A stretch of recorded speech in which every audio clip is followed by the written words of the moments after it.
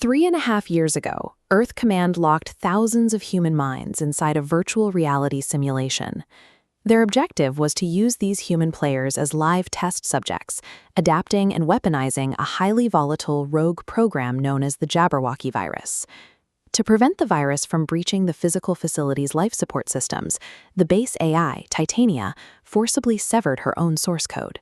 She retained her logical programming for the physical base, but locked her empathy, creativity, and soul inside the game as a digital warden.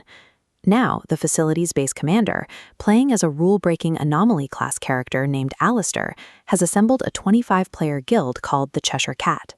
Together, they walk straight into the core of the infection, a 20-floor mega-dungeon called the Spire. Clearing this tower means saving the thousands of comatose players held hostage by the software. And for Alistair, it means reaching the bottom floor to extract the trapped half of the AI, making an artificial goddess whole again. The moment the raid steps inside, instance lockdown triggers. The entrance permanently seals, disabling retreat. Normally, taking fatal damage logs a player out safely. Here, death ejection is offline. Destroyed avatars are forcibly dragged back, respawning in a sealed room at the floor's start. The software traps the guild in a continuous loop of localized resurrections. They are locked inside an engineered meat grinder, equipped with 20 floors of escalating horrors, where the only possible exit is at the very bottom. Surviving the first 14 floors requires flawless 25-man coordination. The raid navigates narrow pipe walkways over concentrated acid geysers, braves crushing pressurized water chambers that damage their armor data, and evades massive circular saw blades dropping from the ceilings. Standard encounter logic rapidly degrades the further they drop. The Jabberwocky actively rewrites the enemies, morphing standard encounters into hyper-leveled anomalies. The guild is forced to execute precise tactical strikes to sever the corrupted data cores of massive amalgamated monstrosities like the Plague King.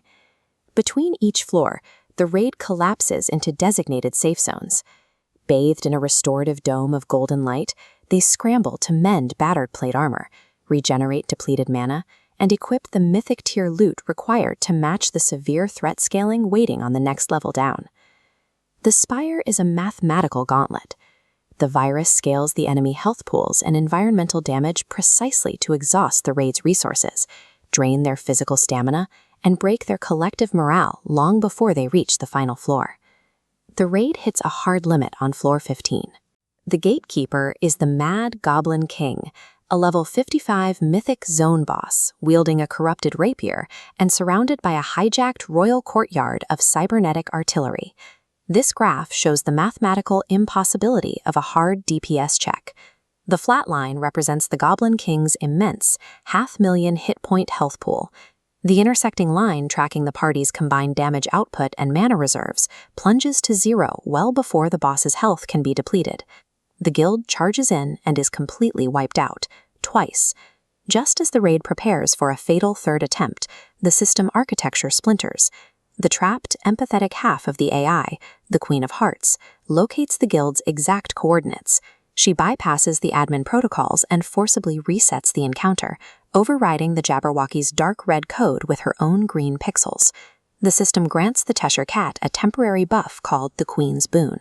Their health bars lock at a blinding 100% overshield. Beneath the shattered throne, a hidden vault hisses open, flooding the raid with 1 million gold pieces and an armory of game-altering mythic gear. When an artificial intelligence engineers a simulation with insurmountable mathematical limits, raw skill is no longer enough. Survival requires a rogue administrator willing to break her own rules and fight from the inside. Armed with endgame weaponry and sustained by the Queen's adrenaline, the guild enters an enrage phase. They tear through floors 16 to 19, leaving standard raid tactics entirely behind. Alistair's character class, the Paradox Sovereign, unlocks the ability to exert absolute temporal authority. When confronted by a massive time-manipulating gear dragon, he ignores its combat mechanics entirely. He targets the enemy's code, violently fast-forwarding the entity's timeline until it rusts into fine dust. The virus desperately deploys deletion mazes and invisible razor wire trip lines to halt their momentum. The raid's technical specialists read the raw architectural data in real time, guiding the 25 members through the instant death traps at a full, uninterrupted sprint. The power dynamic has completely inverted. The players have stopped playing the game and started breaking it, systematically dismantling the dungeon's underlying software architecture. At the absolute bottom of the Spire sits Floor 20. Waiting in the center of the virus's fiber optic core is the White Rabbit, a terrifying clockwork cyborg acting as the ultimate warden of the corrupted data. Defeating the warden demands flawless execution. Vanguard tanks absorb kinetic impacts, casters shatter the ambient defenses, archers land pinpoint hit-scan arrows directly into the exposed core until the rabbit's health pool evaporates. The boss detonates, releasing a staggering 15 million experience points. Alistair shatters the level cap, hitting level 80.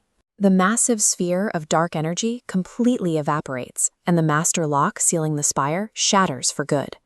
Earth Command trapped these players to forge an elite force capable of weaponizing a rogue virus. By surviving the ultimate digital meat grinder, the guild proved the brutal methodology worked. They are the exact weapon their creators envisioned, and now they have a clear path to aim that weapon